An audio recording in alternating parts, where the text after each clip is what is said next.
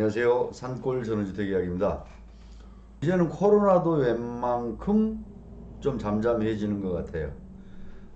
저희는 강원도 청정 지역에 살다가 보니까 아무래도 조금은 코로나에서 좀 자유스러운 것 같았습니다.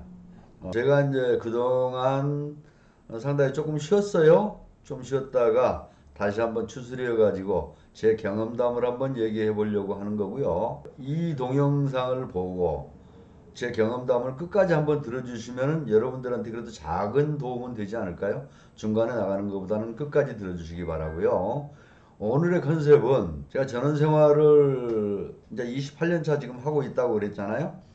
근데 중간에 수도 없는 분들이 들어와서 즐기고 정착을 하기도 하고 또한 실패를 하기도 하고 그런 분들을 많이 뵀거든요. 그래서 오늘은 이렇게 전원생활을 하면은 실패한다 하는 것을 한 8가지 사례를 제가 한번 들어봤어요. 한번 공감이 가시면은 좋아요도 눌러주시고 구독하기도 눌러주시면 저한테도 상당히 많은 힘이 되겠죠. 첫 번째는 꿈을 꾸는 전원생활은 실패한다라고 말씀을 드렸어요. 그 왜 그러느냐 하면은 전원생활을 우리는 꾸준히 꿈을 꿉니다. 나는 전원생활을 해보고 싶다, 할 거다라는 그런 꿈을 많이 꾸고 계시거든요. 근데 내가 왜 실패한다고 하느냐면은 도시에서 오염된 곳에 살다 보니까 또 어렸을 때 기억으로 막연한 기억으로 구체적인 계획이 없이 막연한 희망으로만 무작정 내려오시는 그런 분들은 약간 실패할 확률이 굉장히 높습니다. 두 번째는 제가 잠깐 언급을 했는데 위에 거하고 조금 비슷하긴 한데 무작정 전원생활을 하려고 내려오시는 분들, 그러니까 어떤 구체적인 계획이 없이 막 내려오시는 분들이 계세요. 그런 분들은 좀 실패할 확률이 상당히 많다고 생각해요. 그래도 그나마 성공을 하시는 분들은 왜 성공을 하느냐, 어렸을 때 시골 생활을 했다든지 어느 정도 시골 생활을 해보신 분들은 그래도 조금 나아요. 근데 경험이 없으신 분들이 도회지 생활에서 많이 찌들어 가지고 이제 정년 퇴직해 가지고 이제는 저는 저기서 쉬고 싶다 하는 그런 막연한 생각으로 하시는 분들이 많거든요. 그래서 사전에 지인이 전원 생활을 하고 계신다면은 가서 생활도 좀 해보시고, 또 요즘 뭐 한 달 살기도 유행하고 그러잖아요. 그러면은 도심 주변에 주말 농장 같은 거 많이 하죠.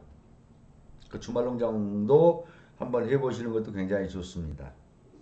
그리고 세 번째는 욕심을 부리는 전원생활은 실패한다라고 제가 말씀을 드릴 수 있어요.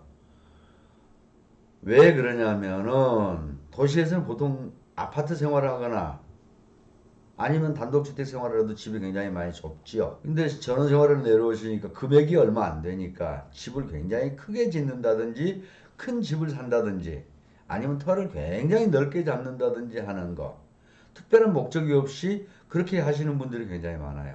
그러지 마시고, 내가 누차 말씀을 드리지만은 물론 자녀분들이 오시고 가족들이 다 모이면 약간 큰 집이 필요하겠죠. 그때 만약 필요하면은 요즘 이동주택이 잘 되어 있어요. 그래서 게스트룸식으로 이동주택을 하나 갖다 놔도 되니까 굳이 집을 크게 짓지 마세요.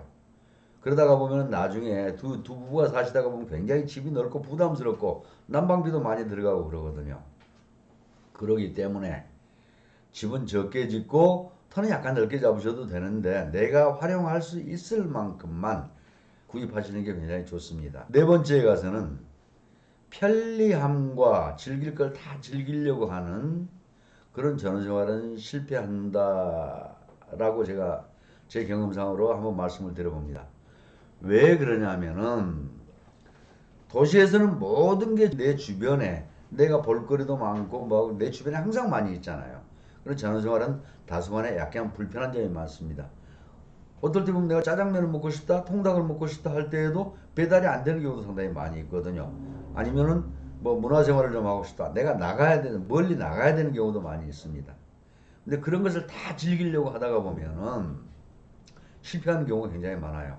뭐 짜장면 한 그릇 먹고 싶다 할 때도 배달이 안 되잖아요. 통닭 먹고 싶다 배달 안 되는 경우가 많습니다. 그럼 좀 나가서 먹으면 되는데 도해지에서 오래 사셨던 분들은 집안에서 해결하려고 하는 경우가 굉장히 많이 있거든요. 그런 약간의 불편함도 그것마저도 약간 즐기는 그런 자세면은 큰 문제가 없지 않을까 싶네요. 그런데 그것을 집안에서 모든 것을 해결하려고 한다? 그러면은 전원생활 실패를 하는 경우가 많습니다. 다섯 번째는 요즘 TV 프로그램이 사람을 굉장히 많이 망가뜨려요. 나는 자연인이다 하는 프로그램 있죠. 나는 자연이다 하는 전원생활을 하려고 내려오시는 분들이 굉장히 많이 있습니다. 근데 그것도 물론 도시에서 직장 생활을 하고 사람들에 부딪혀 살다 보니까 조용히 살고 싶다 하는 그런 생각을 많이 하거든요. 그래서 외따로 떨어져 있는 아니면 산속 깊이 그런 전원주택을 구입해 가지고 전원생활을 하려고 하는 경우가 굉장히 많이 있습니다. 근데 이거 제가 볼 때에는 거의 90% 이상 실패합니다. 특별한 성격을 가지고 계시는 분들은 조용히 살면 좋기는 하겠죠. 그러나 사람은 누차 제가 지난번에도 한번 말씀을 드렸듯이 사람하고 적당히 만나고 또 즐기고 얘기도 하고 담소도 하고 그런 생활이 좀 필요하거든요. 처음에는 물론 그게 나 혼자 조용히 살면 좋겠죠. 그것도 하루 이틀이지 결국 오래 못 갑니다. 나는 자연이라는 프로그램을 자세히 한번 보세요. 정상적인 삶을 사는 게 아니라 그렇게 살 수밖에 없는 분들이 거기를 많이 들어가거든요. 그러나 비교적은 정상적으로 사는 가정을 이루고 부부가 살고 뭐 그런 정상적인 생각을 하시는 분들은 나는 자연이다 하는 것은 조금 실패할 확률이 높습니다. 여섯 번째는 그냥 가부장적으로 특히 남자들한테 그런 경우가 많은데 옹고집 독선적인 성격을 가지신 분들 전원생활에 많이 실패합니다. 그건 왜 그러냐? 내가 왜 이렇게 말씀을 드리느냐 하면은 이 전원생활 내가 하고 싶으니까 가족의 의사도 묻지 않고 나는 무조건 가야 되겠어. 뭐 부인이 계시면은 부인이 따라오든 말든 나는 갈 거야. 나 혼자라도 갈 거야 하고 독선적인 그 가족과 같이 상의를 안 하고 혼자서 결정을 해버리는 경우가 있습니다. 그런 분들 거의 실패를 많이 하거든요. 그래서 제가 우리 유튜브 가족 여러분들께 부탁드리고 싶은 것은 가능한 한은 가족들하고 많이 상의도 해보고 뜻을 서로 같이 맞춰보는 그런 전원생활을 제가 권해드리거든요. 가족들이 함께 즐길 수 있는 그런 전원생활을 공감할 수 있는 전원생활을 저는 권해드립니다. 일곱 번째, 일이 없는 전원생활. 그냥 나는 단순히 쉬고 싶다. 그러니 나는 아무것도 안 하고 그냥 가서 쉴 거야? 하시는 분들 거의 대부분 실패를 많이 합니다. 왜 그러냐? 꼭 수입이라기보다는 노는 것도 선비처럼 우리가 선비처럼 그렇게 뭐 도 닦는 사람들도 아니고 노는 것도 한계가 있거든요. 근데 너무 놀다가 보면 그것도 굉장히 무료한 거거든요. 그래서 적당한 일을 가질 수 있는 전원생활을 한번 설계해 볼 필요성도 있습니다. 또 그게 어떻게 보면은 저희들이 이제 저희 친구들이 다 퇴직을 했어요. 퇴직을 해가지고 꽤 오래됐거든요. 이제 몇 년, 이제 뭐 한 7, 8년에서 10년 정도 됐는데 그 친구들 일이 없으니까 정말 빨리 늙더라고요. 그 저는 아직까지도 그래도 저 혼자만의 착각인지는 모르지만 내 나이에 비해서는 조금 덜 늙었다고 생각합니다. 지금도 내가 현업에서 일을 하고 있기 때문에 그래요.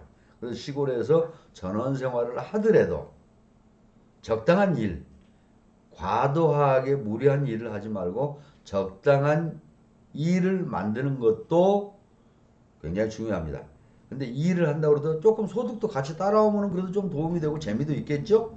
그래서 소득거리를 적당히 찾는 전원생활을 하시라고 제가 권해드립니다. 그렇지 않을 경우 막연히 노는 경우 실패하는 경우가 많아요. 또 여덟 번째 마지막으로는 고정적인 수익이 없는 전원생활은 많이 실패합니다. 도시에서 내려오실 때 모든 수입원을 끊어버리고 하지 마시고 연금이라든지 내가 살고 있는 집을 자식들한테 물려주지 말고 임대를 놔가지고 내가 고정적인 수익이 생기는 전원생활을 제가 권해드립니다. 막연히 내가 또 도시에서 어떤 사업을 하고 있었다? 자식한테 그냥 물려주지 마세요. 이 사업을 물려줄 테니 니네들이 나한테 임대료를 얼마 정도 내라. 내가 난 생활비로 써야 되겠다. 확실하게 결정을 짓고 그래도 고정적인 수입이 없는 전원생활을 실패하니까 그래도 내가 놀아도 아니면 적당히 일을 조금만 해도 계속 내가 안정적인 생활을 할 수 있는 그런 수입을 만들어 놓고 전원생활을 하세요. 그러시면 아마 실패하는 사례가 없을 겁니다.